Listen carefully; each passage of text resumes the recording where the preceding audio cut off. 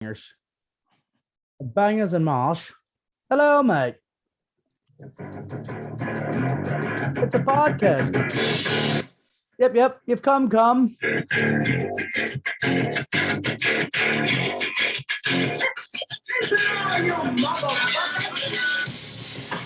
June. Do it. All right. What's good, boys? Hey, now. Beers and bets. We I'm are back. ready.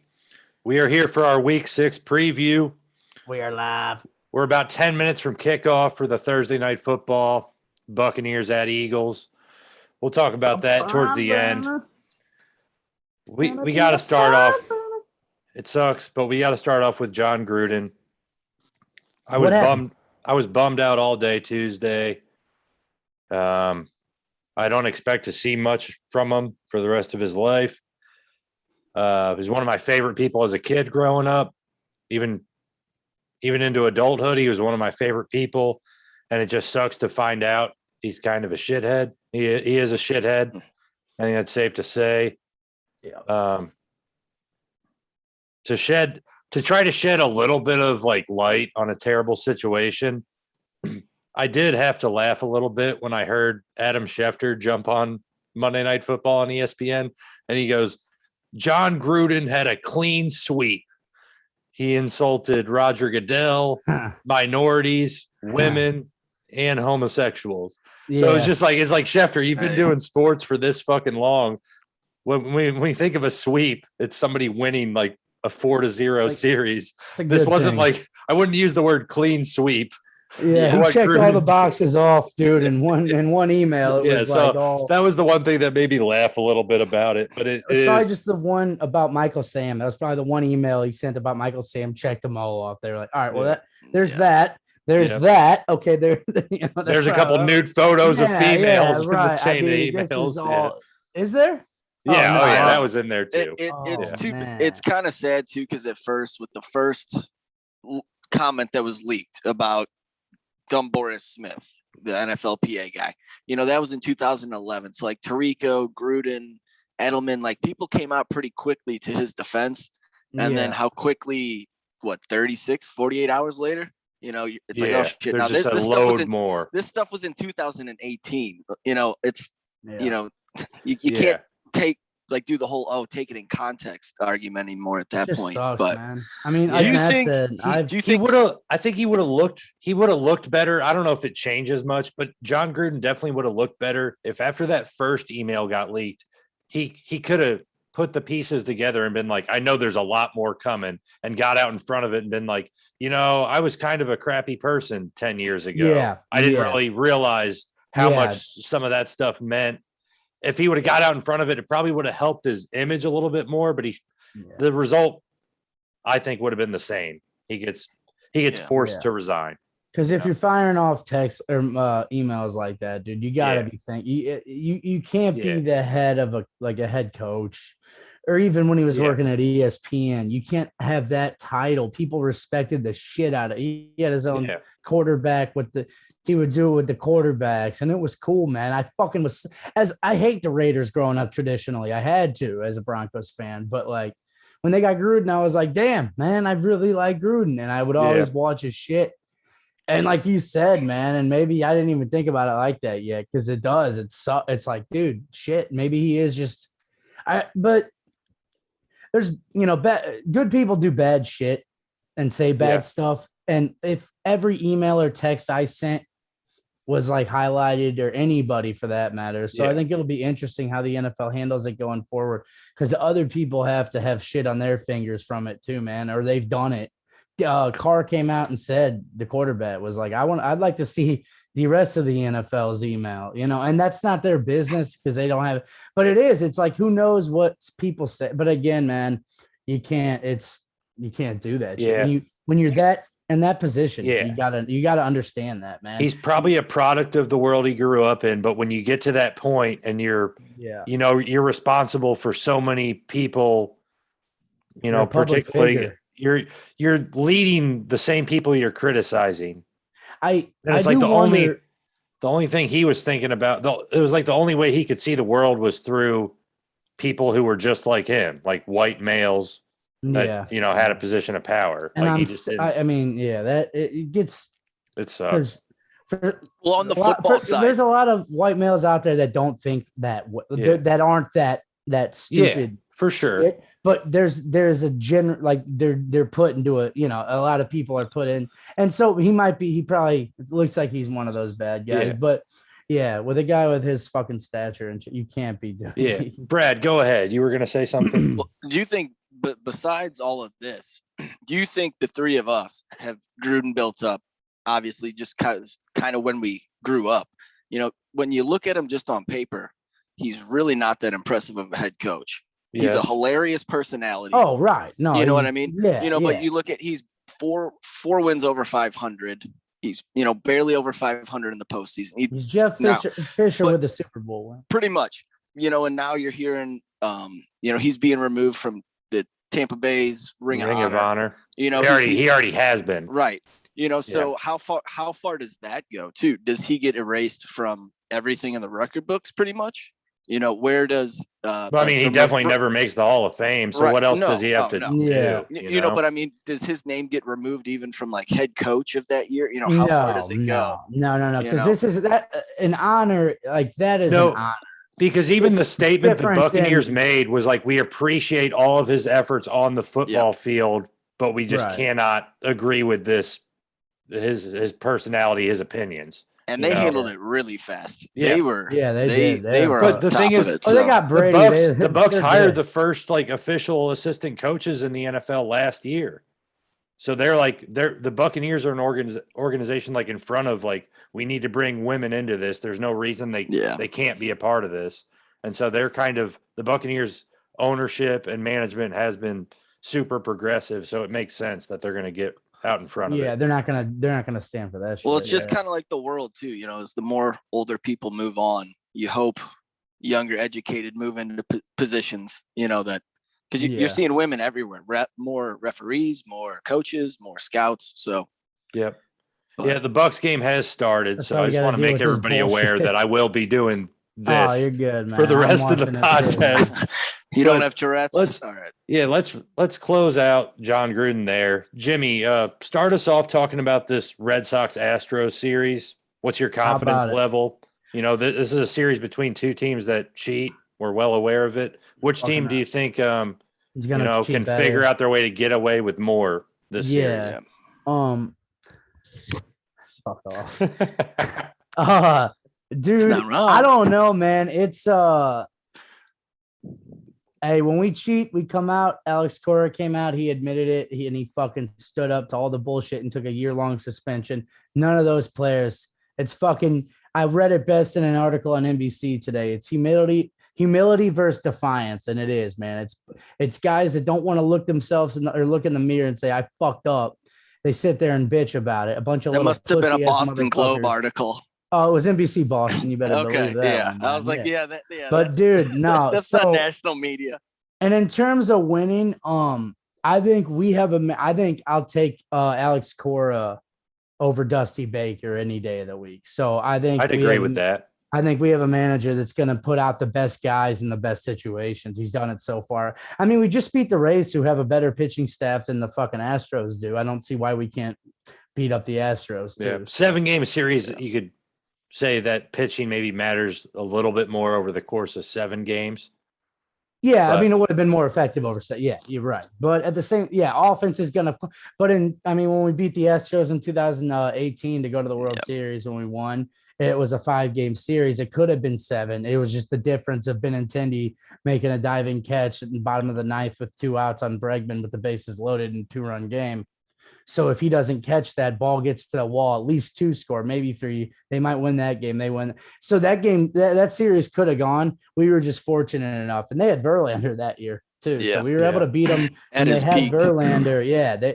We've beaten them when they were, I think, had better pitching. The thing that scares me is playing for what they're playing for. They have every reason in the fucking world to not want to. Yeah. They're trying to prove everybody everything that's been said about them for 2 years. All the shit they've had to hear and all the bullshit, banging, trash, all that shit. So they have all like the fucking, the chip on the shoulder, dude. They got a whole bag of it. You know what I mean? Yeah. And so that's what.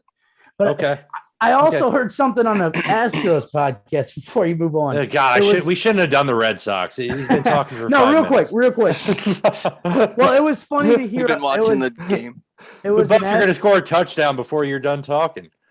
Oh yeah. All right. Well, dude, the people on the Astros, Astros podcast said that the Red Sox didn't have much experience outside of like X-Man, Devers, and Martinez, and it's like that Schwarber guy's never been in the postseason, right? Yeah. What does he know about it? I mean, it was just kind of dumb. I'm like, yo, listen, dude. Like Xander Bogaerts was in the World Series when he was 21. Devers was in the World Series, I think, when he was 19. So it's like but all right, go on. My bad. It's crazy how young Devers is. It still surprises me. Yeah, or Bogaerts, dude. He's like 27. Yeah. Brad, what are your thoughts on the series? I honestly, up until like 35 minutes ago, was liking the Red Sox in this series. I think their middle bullpen is way stronger, where like the Astros have 3-4 guys at the back end that, I mean, Presley, he was there in 18. He's been there when they won. He's a stud. But the Red Sox with Hawk, Pivetta, who's the other guy? Whitlock. Those 3 guys are, Whitlock had some big innings against when you're Rays. in a playoff game and your starter comes out, can only go 3. You need that next guy that can go 2 or 3 at least. Mm-hmm. And they've had that. But the whole reason why I'm going Astros is for whatever reason, the Red Sox decided to start Chris Sale game 1 instead of Eovaldi. It's going to give Eovaldi an extra day of rest, but he could have pitched tomorrow on his regular rest. So I don't really understand it. Because I feel like the lineups are a toss up, really. They both have veteran studs that have been there. I don't know. Yeah. I don't like the game 1 matchup though.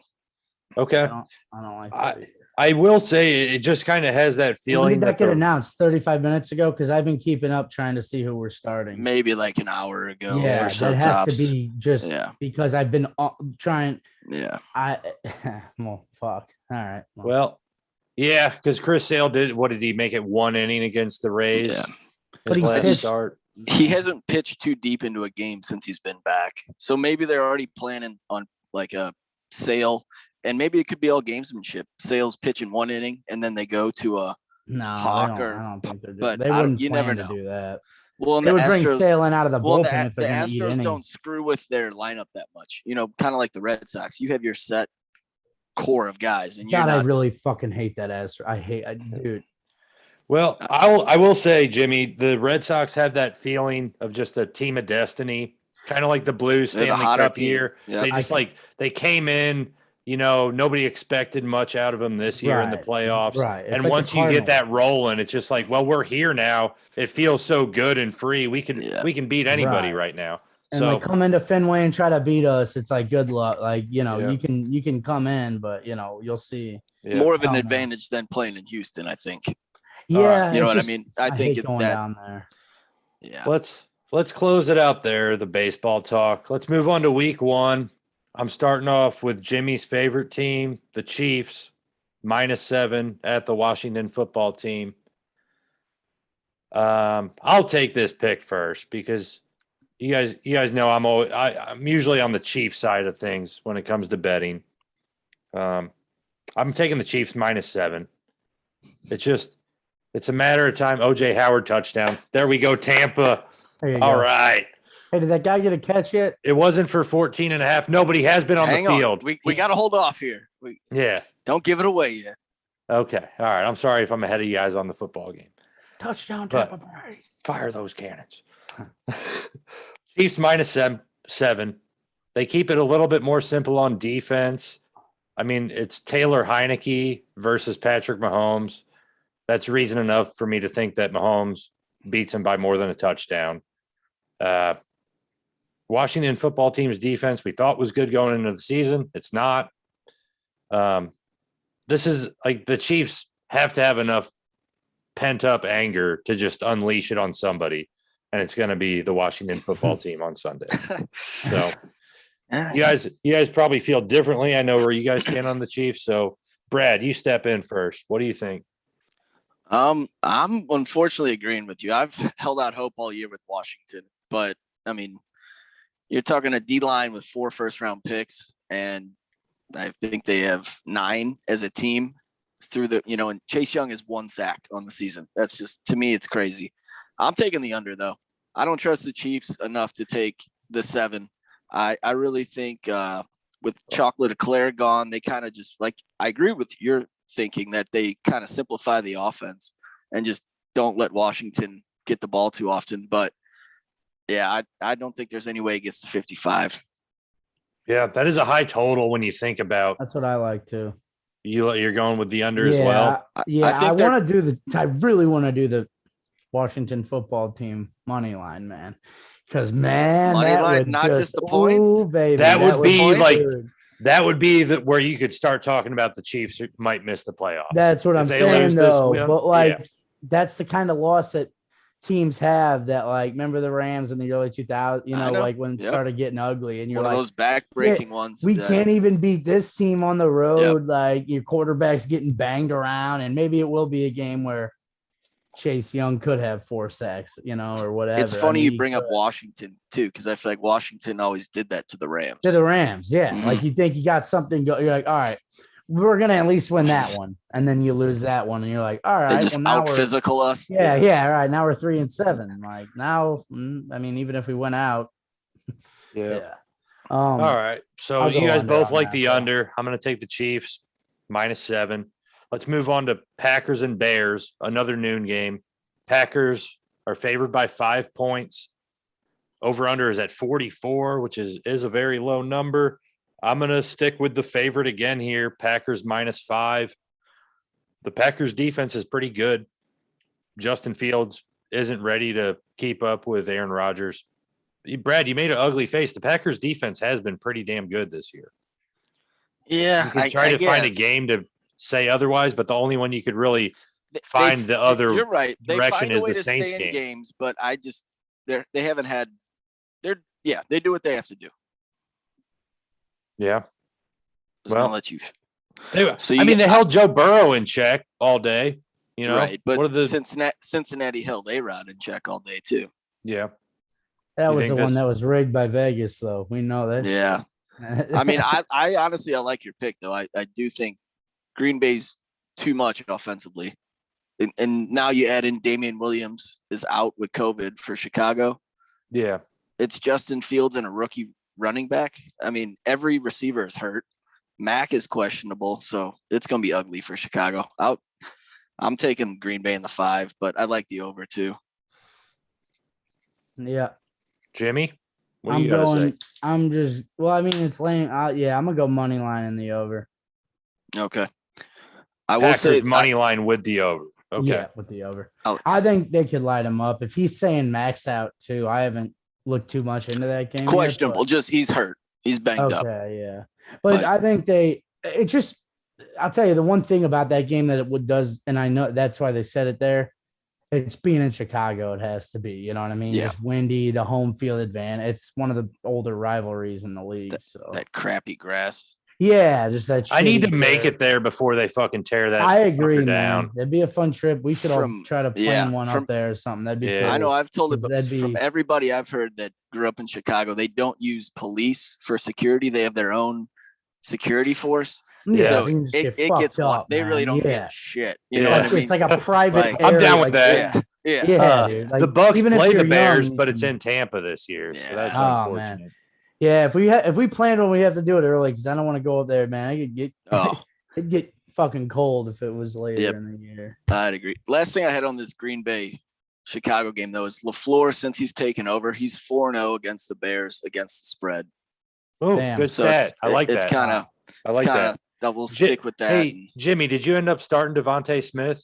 Yeah, he just dropped a 30-yarder. I know, I saw it. I'm so glad I'm behind you guys. There's the fantasy update. All right. Yeah. All right, moving on to our third game. Chargers at Ravens. Ravens are favored by 2.5. Over is 51.5. Brad, Ravens are your team. You get first dibs. Tell me what's going to happen. Does the Ravens luck run out this week? I don't think so. No. But I'm not confident. I'm going money line Baltimore. I'm not that confident. Really, both teams, if you look at in terms of offense and defense, they're putting up similar numbers. You know, they're kind of very impressive offensively. They do what they have to do at times, but they're definitely not consistent either offense.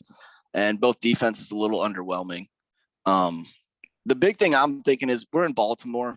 It's already kind of a pain in the ass playing there, and you take a West Coast team, noon game, bring them into a noon game on the East Coast. Justin Herbert doesn't care; he'll be ready. Yep. I mean, we'll see. They've had a slow start. Last week, what they have 13 in the first half and 34 in the second, or something crazy like that. Yeah. They're a slow starting team where if Baltimore can get ahead, they can just be boring like they haven't been able to do lately. Yeah. Refs missed a hold. All right, Jimmy, what do you think about this game? Chargers at Ravens. Hold. Yeah, it was a hold, right? Yeah, it was on the top on guy. JPP. Top, yeah. Dude, I was wrong. I bashed, and I have to eat crow, that dumb thing they say or whatever, because the Lamar has really turned it around for the better, dude. And I think a team like that winning the games they have the way they have, dude, they've been banged up doing that, man. So they're only gonna get a little better, I think, man. I think winning those games was huge for them, dude. Like, they're gonna be up there at the end of the year with the Bills in terms of who's playing at home and who's not, I think, because they got those shitty wins, but they beat good teams when they did it. And so with that, I would go money line Ravens money line. Okay. And then the over at 52 parlayed with it. I think this could be the best game of the week, because I know where Matt's going already. I'm excited for it. Yeah, it is. It is, dude. But also, before you go ahead. We got spoiled 2 weeks in a row. We're kind of getting to see two teams that we've talked on here about, like, how good, like, well, it'd be cool if they matched up against each other, and the Browns did it with the Chargers. It was a really good game. And now we said around, I know it. We're getting playoff previews potentially. We are. And it's kind of the new face of the NFL previews too, like with the Chiefs and Bills too. I mean, we're getting like new face. It's just a different, not so much Rodgers. Arizona emerging. Right. Yeah, man, it's cool though. I think this is the game of the week, in my opinion. It sucks it's at noon. I agree with all that. Lamar's, and you mentioned the Ravens could potentially compete with the Bills for like home field in the AFC. Lamar's regular season record is like incredible. He loses like like 2 or 3 games a year. Yeah, it's pretty nuts. Yeah, they're great then, but he can't get it done. Yeah, not yet. Right, just late December, early January. He's also pretty young still, man. We always like he's got time. People don't win for like 4 years. We're always like, he's 24. Like, I'm pretty sure there was a kid that got drafted last year that was older than him. Yeah. But I am taking Chargers. I will take the 2.5 though. I'll take Chargers plus 2.5. Reason being, even if the Ravens win, the Ravens are the type of team right now that squeaks it out and wins by 1 or 2 points on a late field goal. So, I love Herbert. Like, he's my new Mahomes. Herbert is my new Mahomes. I just love watching that dude play, man. He's every incredible. year there's somebody. Yeah. So I've invested about $2,000 or $3,000 in Justin Herbert. All 18 cards, baseball teams. And here we go. That's the biggest beers and bets bet yet. The $2,000 on Herbert. I don't really have any baseball teams, really. Yeah, not anymore. Yeah, wait, I thought you had the whole AL East. I like the Blue Jays. I like the Blue Jays, but the Blue Jays, I didn't expect much from them this year. Maybe next year. I'll buy some Blue Jays hats. Yeah. All right.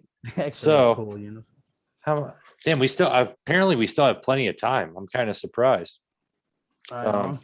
Moving on. The fourth game, Vikings at Panthers. The Vikings are -2 at Carolina.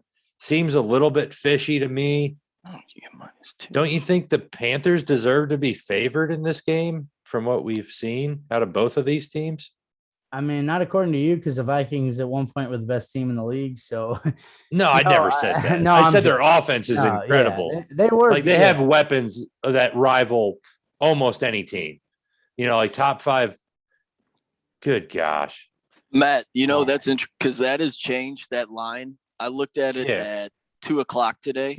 Minnesota was +1.5, and within me looking at it at 2 p.m. Central Time to whenever you did, whenever And it's now they're the 2-point favorite. The Vikings are -2. Yeah. When I looked at it though, I had Minnesota +1.5. Well, you don't get that anymore.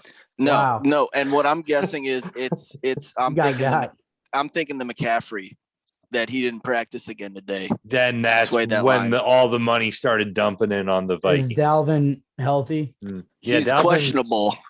I'm hoping he's healthy. But again, even if he doesn't play, Madison has proven to be more than capable as a backup. Oh yeah, no, I was just No, I know I've given you guys shit about it's that same fucking angle. Well, I gave you guys shit early in the year because I was like, you guys love Dalvin, he's gonna get hurt. And I personally, I could see him sitting him this week because the Vikings have a week 7 bye.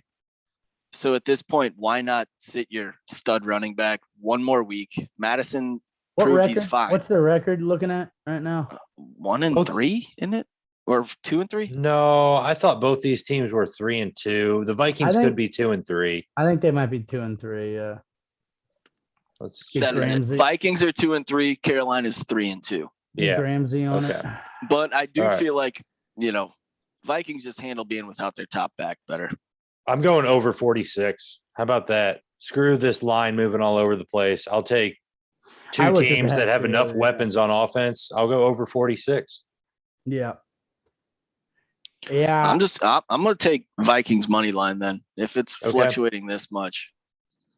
Because I can't wait till all of a sudden McCaffrey's playing on Saturday and then it goes to +2.5, -2.5 Carolina or something. Okay. Yeah, I'm going to go money line Vikings. Vikings money line. Yeah. Of those.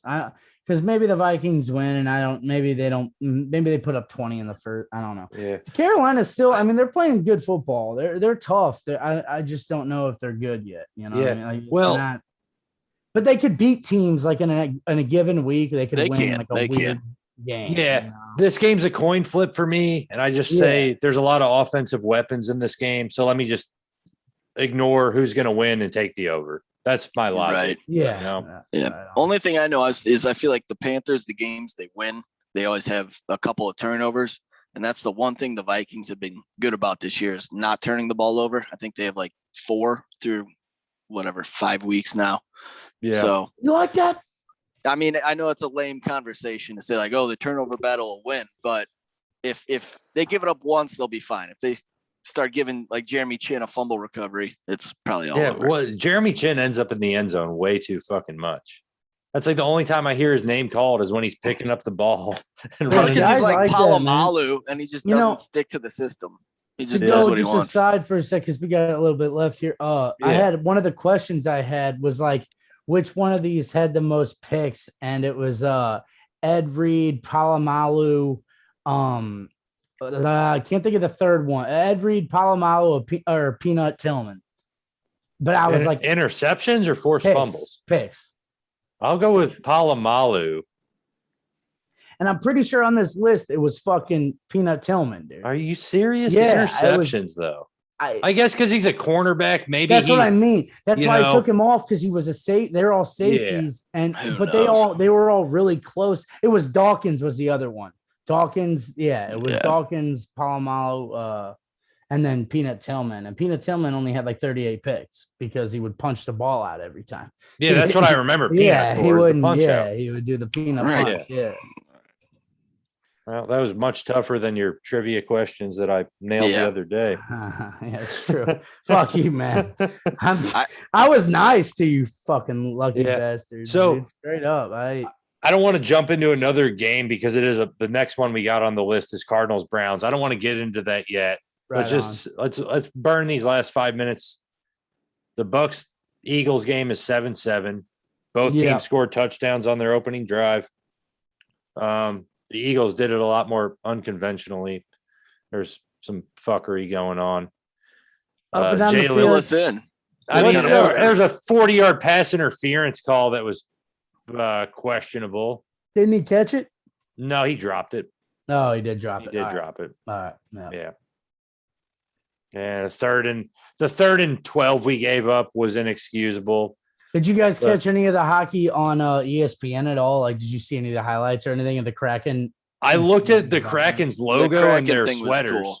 Did you like them? The Kraken sweaters are pretty sick. I didn't like the teal in it, dude. I wasn't a fan of the teal. Did you see the Kraken opening in Vegas though? Did you? Yeah, it was one night slaying so they huge. Well, they always do something epic. Yeah. So I they do use like that same tech though that they did for the Carolina Panthers first game. You remember with that Black Panther like jumping the rendering throughout the computer digital rendering. So they did that with a giant Kraken octopus like coming up through the ice.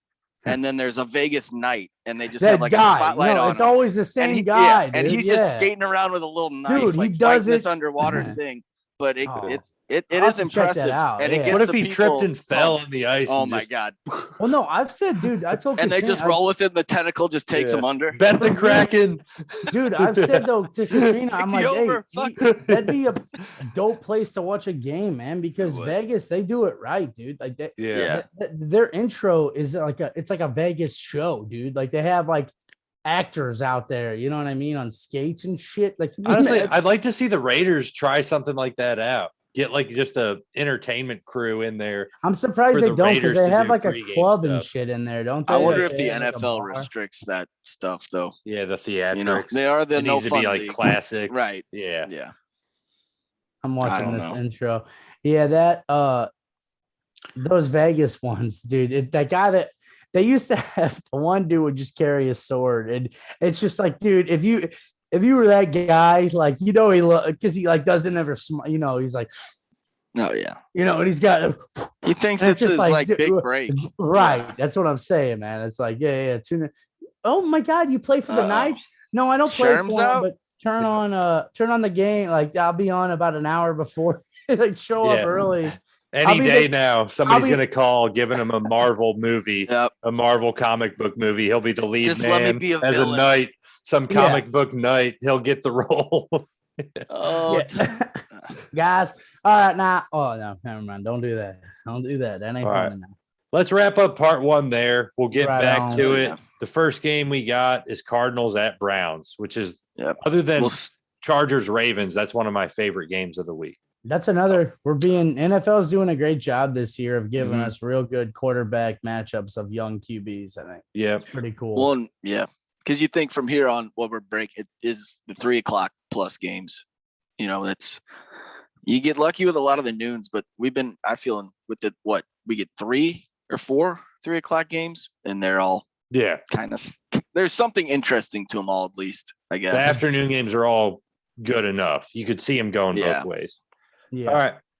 Let's take a quick break. We'll be right back. Right on.